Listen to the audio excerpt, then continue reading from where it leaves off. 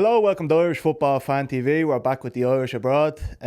Just me and Paul here today. And Paul, yet another episode of Troy Parrott Fan TV because he's still on fire. Even though AZ have kind of fallen out of form slightly, dropped down the table a little bit down to sixth. Couple of draws, couple of drop points here and there. Parrott's still scoring. They lost to Feyenoord today, which he didn't score in, but on Tuesday he scored a goal against Walwyk. And then the previous Saturday, he scored a goal against NEC. So still carrying on this great form he's in. He had a good international window by all accounts and keeping it going at club form. Yeah, I think, is he up to 20 goals yet, or is that 19? So in the league, he's 14, which is still second top scorer in the league. But I think it is like 18, 19, something in all competitions. Yeah. So I think speaking to him, his goal was kind of 20, so he's edging towards that. Yeah. Potentially, he had said as well, like a cup final would be nice to win the cup. So he's on course for 2 of his goals for the season in terms of targets achieved. And he didn't really set too many other targets and stuff like that. So it'll be interesting to see, can they win the cup? Can he get to over 20, maybe 25 goals? What a season that would be for him, obviously, in his first real big move, I would say, in his career, in his professional career. Obviously, Spurs was a big move, but the move after that to Excelsior and all the other loan moves weren't good moves from him. But this has been a really his most successful season as a professional footballer. And as you said, he came off the back of a really good international break. He's getting the recognition at international level by the manager. He was our starting forward in the first game, and he was brought in with Evan Ferguson. The manager was trying to find ways to accommodate both. So yeah, you can't ask for much more. What's your thoughts on him? Yeah, well, he won man of the match in that second game as well. Despite not scoring, he played really well for Ireland, and it was great to see that he took that form from club level and brought it into into the international scene, because I don't think enough players have been doing that of recent years. Him and Finn Azaz were great examples of that this time around. And yeah, AZ have kind of fallen off slightly. Probably nothing to be too disappointed about. They're probably a bit ahead of schedule, I would say. Qualified for Europe last year and lost a couple of players. Went on a good run in Europe, but I don't think they probably, as good as he was at Excelsior, they probably didn't expect Troy Parrott to be as good as he was this season. And he's really probably taken them to a different level. And a cup final still to play. So fingers crossed he can get the job done there. And it'd be great to see an Irish player, win a pretty major European trophy. That hasn't really happened a lot over the last few years, has it? Kelleher probably the only example. Yeah, or like the lads at Celtic. Which would be expected. But as you say, fingers crossed. Fingers crossed. Another man, actually, just to mention real quick, who has made another European Cup final, John Patrick Finn. Ream beat Cannes in the semi-final of that to play PSG in the final. So another thing to look forward to. Don't forget Jake played in the final last year for Lyon.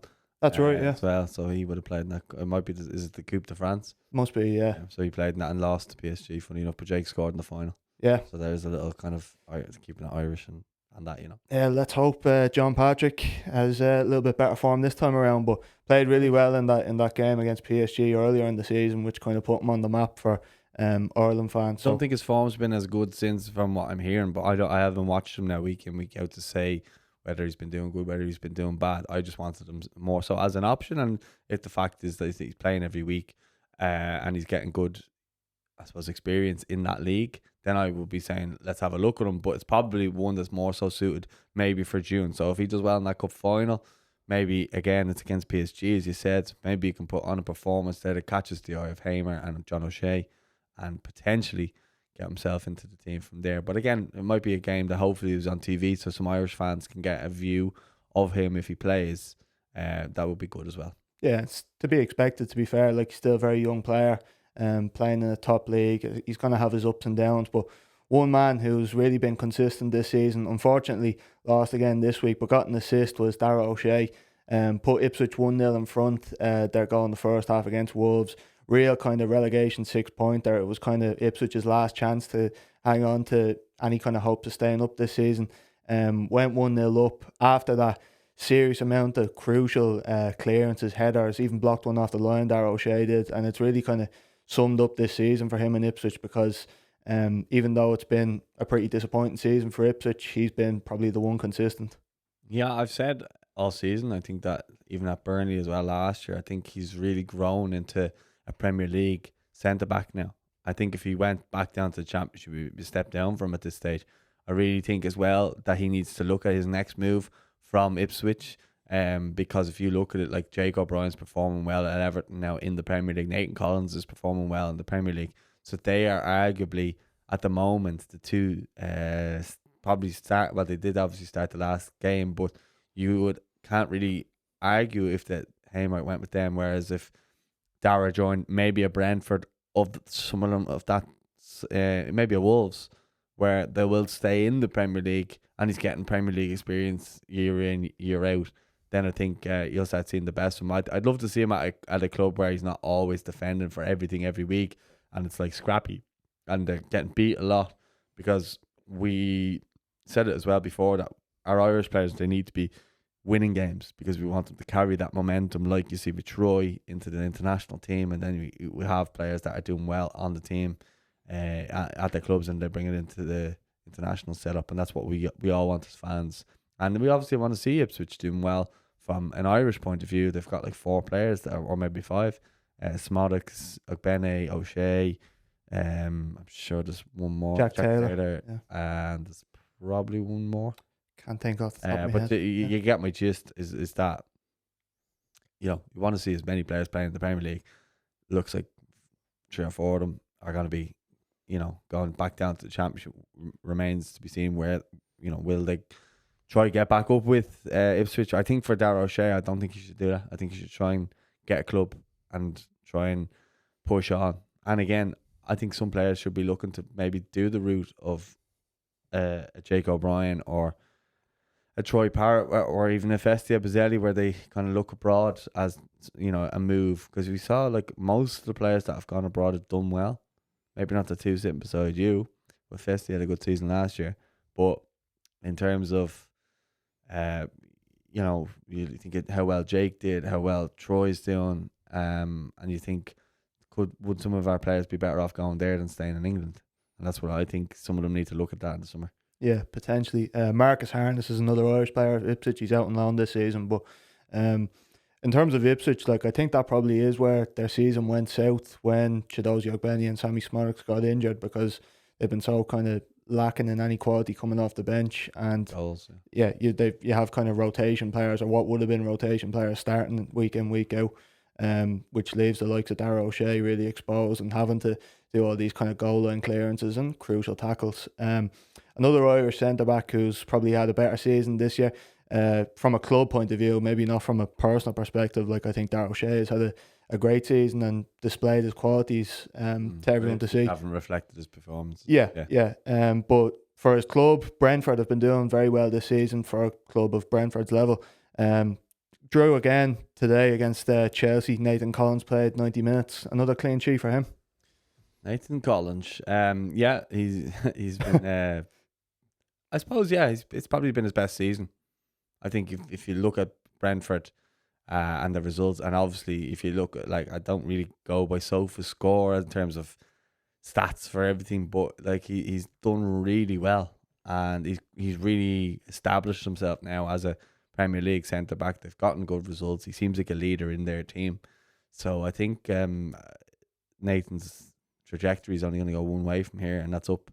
And if he can cut out the, I suppose, lack of concentration at times, if he can try and do that for 90 minutes, listen, I can't sit here and tell someone to concentrate in a full 90 minutes of a Premier League game, but that's how the best players, that's how they become the best, is that they're always concentrating, like every good centre half.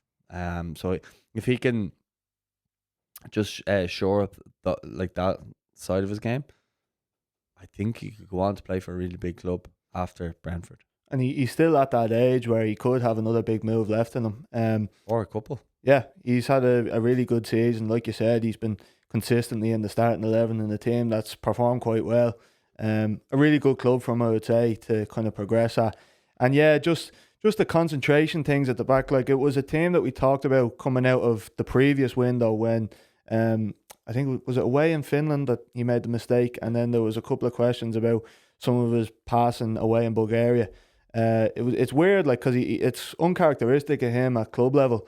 So for some reason that's Well, just he did. I don't know if you remember when he was at either Burnley or Wolves, and he did a pass back against, or was it at Brentford? And he did a pass back against Wolves, last season. yeah. I think he did it at some stage. Anyway, he did a back pass like he did for Ireland. So he has been, but this season he definitely hasn't. Yeah, but like his main quality, or one of the main things you think of when you think about Nathan Coles, is his ability on the ball. You know, driving into midfield, even taking players off. Yeah, it was one of the best goals I've seen for Ireland over the last couple of years. So yeah, probably just one like kind of nitpicking thing, but an important thing at times because it can cost us points. But yeah, a really good season for him so far, and yeah, it's great to see. A player who has not had a good season, I think, by all accounts, Evan Ferguson. His move at West Ham hasn't really worked out, but this international window, he got the goal in the Aviva, played really well, I thought. We were hoping that he'd take that back into West Ham, and maybe Graham Potter would see that and kind of give him that trust. He does start him in a game against Wolves on Tuesday. He does have a pretty bad miss in that game and gets hooked off, and then the following game, Fulkrug back fit, gets put in and scores. So it's kind of not looking good. I don't know if I can see him in the starting 11 again for the foreseeable. Your thoughts on that move so far? It hasn't worked out so far. I think that's fairly evident. But the Fulkrug, can he stay fit for the running? 7 games left, so yeah, you wouldn't know. I think he could have went to a better team than West Ham, or like a better, not a better team, a better fit than West Ham, and it probably would have worked out better for him. But like, look, it's always a risk. It's always a gamble. What's going to happen? And obviously, we all thought he'd get the goal at international level, take the form back into West Ham, but he hasn't. And Potter seems to be being really patient with him rather than, and maybe almost treating him as like second fiddle because he wants Fulkrug, because he'll obviously have him for longer. So I can kind of see the sense behind it from a West Ham point of view. Obviously, for us, we don't want that to be the case, but it is what it is. I suppose from a selfish point of view, the main thing is that he's scoring for Ireland. Yeah, from a selfish point of view, Evan Ferguson is scoring goals for Ireland still. Still one of them crop of strikers that we have who can be brilliant on their day. Him, Parrott and Ida. Parrott definitely at the moment the standout. But look, Evan Ferguson, we've said it many times here that there is a great player in there, and it's just about finding that right situation, that right club, to get that out of him. He'd be a prime candidate, I would say, for maybe going abroad. Love it. I'd love it. Like when that move got floated, we talked about it here a few weeks ago about going to Germany maybe. I think that would suit him down to the ground. Maybe just like less pressure on him from a media point of view, from an eyeballs perspective. Like he'd be able to just focus on his football, get the head down, and maybe score some goals. I was just laughing when you said eyeballs. But yeah, I agree. I think it would be brilliant to see him go, like even like a Stuttgart or someone like that. Yeah. Or Leverkusen, maybe someone like that. That could be good. But yeah, it would be interesting to see where he could end up if he doesn't stay at Brighton. Yeah. Again, it's all speculation. But I'd actually love to see him go abroad and forge out a career, much like Troy. Yeah, one more negative story. We'll get back to the positives now in a second, but Southampton relegated from the Premier League. 7 games to go, which is a record for a team to be mathematically relegated from the league. Manning played today, started against Spurs in their 3-1 loss. Smallbone came off the bench. 2 players who, it hasn't worked out for them for different reasons. Manning has only kind of really been starting the last couple of months. Smallbone only really returned from injury over the last couple of months. Not a great situation there. Are they players that you would expect would get a move, or do you think they'll kind of try and get the head down in the Championship? It's difficult to say really with their lack of game time, Again, I'd be shouting to get away from England to, like, Smallbone's a real creative player. He seems to be really liked at Southampton. So could he go somewhere like an Eredivisie or something like that and be more concentrating on the technical side of the game, because that's always been Ireland's biggest problem, is we're really physical and hard to be, but we don't have the technicians to do it or the confidence for the players to be on the ball. if they're going to a league where they have to be technically good on the ball and they're having good seasons, they take that confidence into international duty. I could see Smallbone doing that. But he is quite injury prone. Yeah. You don't see him get too many runs of games. I think he needs to sort that. And I think Manning would benefit from going away as well in terms of how good of a player he is technically on the ball. When he was at Swansea, he was having a good season alongside Michael Obafemi at the time. And then he let his contract run down. There was a few teams looking for him. Southampton were the team that came in and got him. And one of the reasons why they brought him in was because he could fit in that back three, or he could be a wing back, and he has a lovely left foot. So I don't know. Does he stay at Southampton? I think they maybe, because they didn't buy him, they obviously got him for free. They could probably potentially sell him and make a profit off him, and that helps in the FFP as well. Same with Smallbone. Yeah, Manning. When after that Swansea season, I really did think that Southampton move would be a good one. Like, I thought it suited them, a team that was ready to get promoted, and they did. But he hasn't actually really ever been a mainstay in the starting 11. I don't know him. I'd be hoping he'd get another championship move and get his head down there, because I think it just suits him, that league. The kind of, like, Manning at his best is tearing up and down the left wing, getting balls in the box, getting back, proper left wing back. Smallbone, I would say, something like an Italy move or something, it'd be perfect for him. Just really where there's kind of less pressure in that midfield area. And like you said, the injuries, I suppose it's hard to really comment on it here, but it's hard to really evaluate him if that is going to be a problem going into the future. But it is something that needs to be addressed. One more negative story. Just one. Yeah, one more. Caoimhín Kelleher losing today. Started again though in the loss to Fulham 3-2 away. Wasn't helped, to be fair, by the backline in front of him. There's a couple of mistakes. Andy Robertson especially was pretty bad today, but did have to make a couple of big saves. But I think it was a bad day at the office, really. Potentially his last game for Liverpool as well. Could be, yeah. Could very well be. After today, because I think Alisson's will be back for the next game. So yeah, it'll be a sad day for him to lose. As I say here with my Everton jersey, I'm not really feeling too bad that they lost, even though they beat us during the week, and I was at that game, and he done well in that game. I was in Anfield. Put Beto off to hit the post, so he done well and grew into the game after that. But I didn't see the goals today because I've been on the go all day, and I was in here doing a watch along as well just after, so I had to make my way over. But I obviously saw the scoreline. I was a bit shocked when Fulham were 3-1 up, but some of the Liverpool fans I was speaking to earlier said it could have been better for the goals, but I can't comment till I see them properly, and I won't see it till after this. But look, we know Caoimhín's quality. We know that he's likely to be leaving Liverpool now in a couple of months' time. They're going to be an interesting side to watch next season because they're going to have a totally new squad, and they're going to win the Premier League. So he has another Premier League medal on the way there, and he's earned that because he's done well when he's came in for most games this season, and played a big key part, obviously, around the international break. He was playing a lot of football for Liverpool, and that's why he's been Ireland's number one, and that's why he is Ireland's number one now. Yeah, I think the positives are that it was another chance to play in the Premier League, another chance to display what he's capable of. I do think like Liverpool were a bit of a shambles at the back today. Wouldn't put too much of the blame on him. As far as moves go, I don't know what you think. Like I think he's still well capable of getting a move in the Premier League and sticking around here. I don't think he's needs to leave to kind of show what he's capable of. I don't think he's at that stage in his career where maybe other Irish players who have hit kind of a wall in their career and maybe need to change things up to get a tune out of them. I think Kelleher is really in the prime of his career right now and think he could help a team out in the Premier League right now. I don't know what you think about his moves this summer.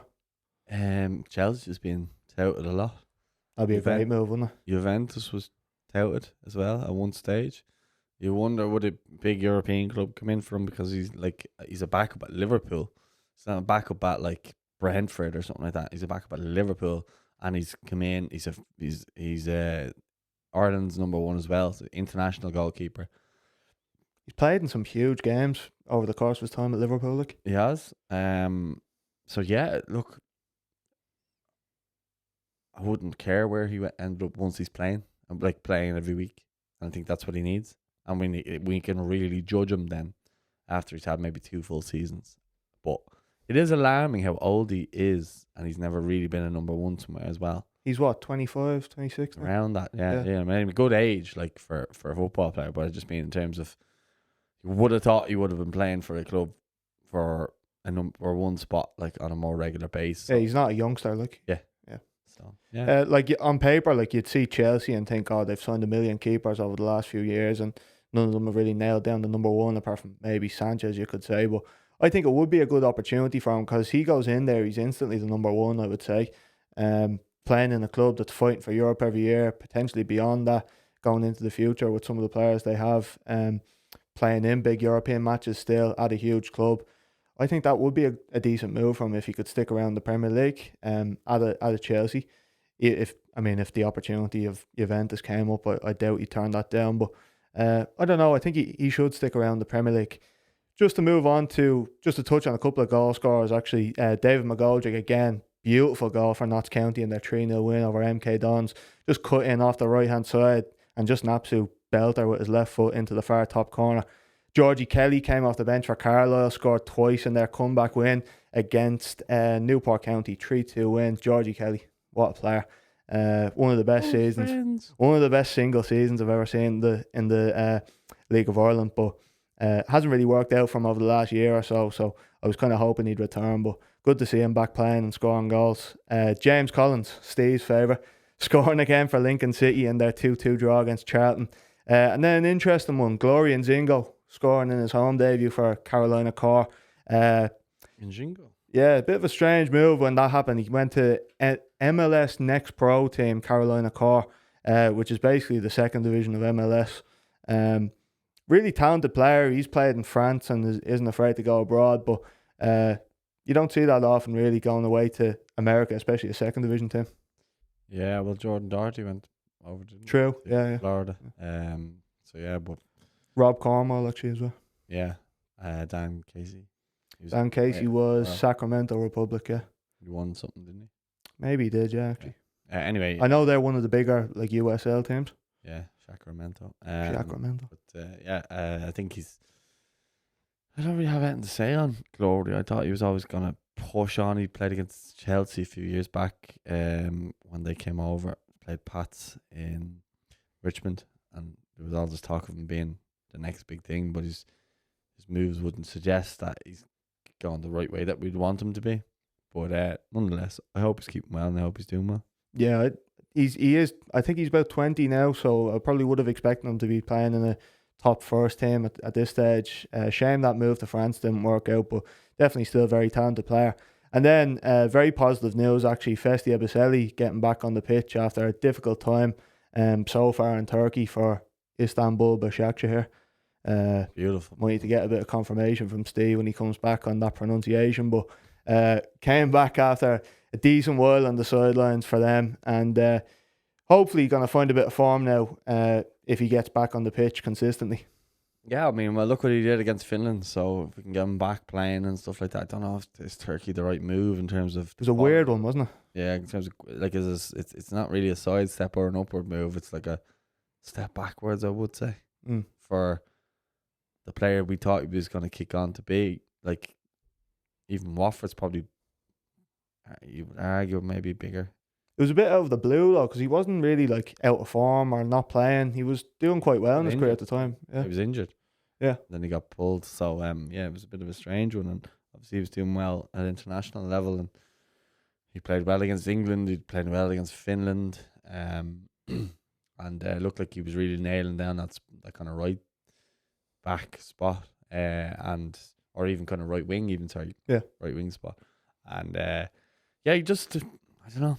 It's a bit of an odd one, but look, if he starts performing and getting goals and assists, then happy days.